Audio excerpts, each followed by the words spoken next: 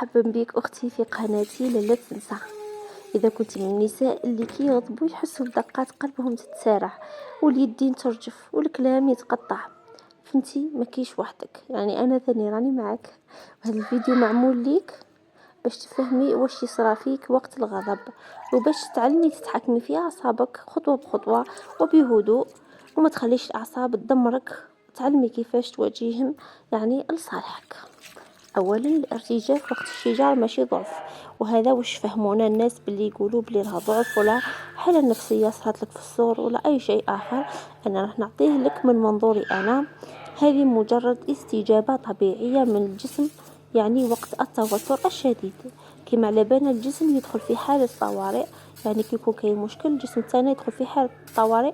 على هذا يطلق واحد المادة اسمها الادرينالين البنات باش يهنيك، عفوا باش يهيئك للهروب أو المواجهة. هذه المادة البنات تفرز في حالة الغضب، في حالة التوتر، في حالة الخوف، وفي حالات كثيرة يعني تفرز هذه المادة، وهي اللي تسبب لنا هذيك الرجفة في اليدين أو تسارع ضربات القلب أو حتى ضيق تنفس والانفعال في الكلام طبعا، ولا التأتأة ولا يعني السرعة في الكلام. يعني أنا هذه الحالات بصراحة يصراو لي أيضا، وكل دايما يكون عندي شجار كبير مثلا يعني تحدث معي هذه الامور. فهمتوا البنات؟ بصح البنات اليوم راح نعطيكم بعض النصائح اللي تقدروا ديروهم. راح يبان لكم بيزار على بالي، كاين اللي ما يتقبلوا حتى حاجه، ولكن انا راح نمدهم لكم، راني نحاول فيهم مع نفسي. على هذيك راح نمدهم لكم انتم ايضا. نقول لكم حلول عمليه واقعيه وسهله التطبيق، يعني هي سهله. اول حل راح نمد لكم البنات، يعني هو انك ما ترديش وانتي تغلي. يعني كي تشوفي روحك مقلقه وراكي تغلي يعني ورا الدم تاعك حامي وبديتي ترجفي، ما ترديش فيك دقيقه. لما تحسي رجفه قولي بصوت هادئ يعني في قلبك: راني متوتره نحتاج شويه وقت من بعد نحكي. على بالي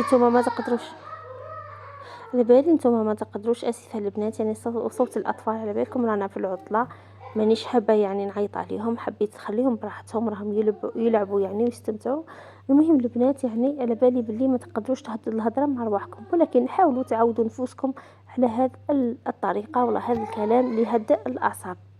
يعني هذه الجمله تقدر تنقذك من مشاكل كبيره. تقولي نفسك بالعقل برك كالمي روحو كالمتوا. المهم البنات، الحاجه الثانيه اللي تقدري ديريها هي انك تتنفسي، يعني تبداي تدخلي في الهواء من خنافك وتخرجي فيه من فمك. كرري هذه العملية 3 مرات. هذه يعني اعتمد لك وقت، وأيضا اعتمد لك راحة جسدية ونفسية.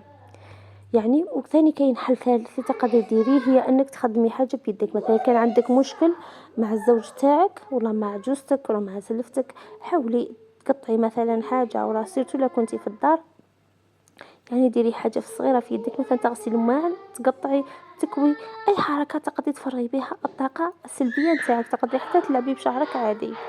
وكاين الحل الرابع البنات اللي نقترحه عليكم، اللي هو اخرجي من المكان اذا لزم الامر.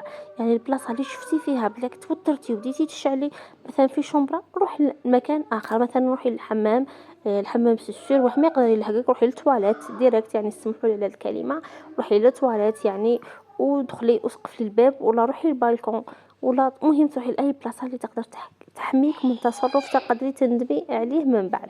الامر الخامس اللي هو تقبلي الارتجاف تاعك. حبيبتي هاد الحاجه فينا، الله غالب الله غالب، نرجفوك نعودو حنا نهضروا. اما لا انت لازم تتقبلي هذا الارتجاف، يعني ما تعيبيش روحك، ما تقوليش وانا جسمي له راه يدير هكذا. بالعكس خمي قولي جسمي راه يحاول يحميني وانا راح نساعده باه يهدى.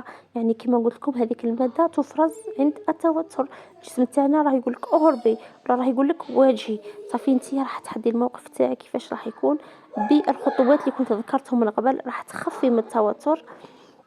نروحوا الخطوه السادسه اللي هي بعد ما تهدي عبري وما تكبتيش. يعني عندك حاجه في قلبك ما تكبتيش الغضب تاعك، احكي، ولا حتى ما قدرتيش تحكي في هذاك الموقف اكتبي، حتى ولو كان مع نفسك، ولا روحي قابلي المرايه، ولا بديت تقصري مع روحك عادي البنات، ولا ديري هكذا فيديو ولا فوكال هكا وقعدي سجلي وفرغي فيه قلبك. يعني التفريغ الصحي يحميك من التراكم والانفجار يعني مستقبلا. يعني كل مرة تتحكمي في أعصابك راكي تربحي معركة داخلية عظيمة. ماشي كل وحدة تعرف تحبس لسانها وقت الغضب، وماشي كل وحدة تقدر توقف هذيك العاصفة ولا توقف في وسط العاصفة. وتقول نخمم قبل ما نرد. يعني ماشي اي انسانه تقدر دير هذا الشيء، يعني غير اللي حابه تطور من نفسها، حابه تصلح من نفسها، حابه تكون انسانه يعني سويه وانسانه جيده وتعرف تخمم مليح. كوني فخوره بنفسك حبيبتي، كل يوم تتعلمي، يعني تعلمي تهدي اكثر، وراكي ترتفعي وتصبحي اقوى. يعني كل ما تطبقي هذه الامور انت راح تحسي روحك مرتقيه، تقولي وشنو هذا الجبور، وشنو هذا كيفاش يعيطوا، كيفاش راهم يخموا، كيفاش انت راح تحسي روحك راكي يعني بدرجه عليهم، يعني افضل منهم بكثير. وما تنسايش المراه يعني لا تنسى، ماشي هي اللي ما تغضبش، ماشي هي اللي يعني هي اللي تعرف تسير غضبها بذكاء. يعني البنات تسمحوا لي بصراحه، اولادي راهم وتروني شويه في الكلام، ما قدرتش نركز. المهم هنا حبيبتي ما نطولش عليكم، فقط هذا الفيديو كان اجابه لاخت من الاخوات اللي كانت كتبت لي في التعاليق، قالت لي كيفاش نقدروا نتحكموا يعني في الغضب تاعنا والرجفه هذيك اللي تجينا وقت المشكل. على هذيك حبيت ندير لها هذا المقتطفات فقط، يعني باه نساعدها ونقولها ما كاينش وحدك حبيبتي، انا ثاني راني معك، والاخت الاخرى راهي معك، واختنا الاخرى راهي معك. يعني كاين مجموعه كبيره من النساء يصرى لهم نفس الاعراض ونفس الحالة، وما تخافيش، ما كيش يعني إنسانة ضعيفة، بالعكس راكي جهازك المناعي راهو جيد 100%. أنا حبيبتي إذا عجبك هذا النوع من المواضيع خلي لي تعليق في كلمة، اعطيني انتي واش ديري في المواقف هذه الحرجه، اعطيني الكنترول تاعك ولا الحاجه اللي تقدري ديريها كي تكوني زعفانه يعني. وثاني انصحي صحباتك وانصحيني انا ايضا، لما لا البنات نستفادوا من بعض ونشاركوا مع بعض كل حاجه فيها افاده. وما تنساوش حبيباتي تشاركوا الفيديو مع كل امراه عندها الرشفه في يدها ولا في قلبها. المهم حبيباتي هنا راني نقصر فقط، يعني شاركي الفيديو هذا مع اي امراه راهي محتاجه يعني الخطوات باه تقوم يعني بضبط نفسها أثناء المشكل. مع السلامة إن شاء الله في فيديو آخر.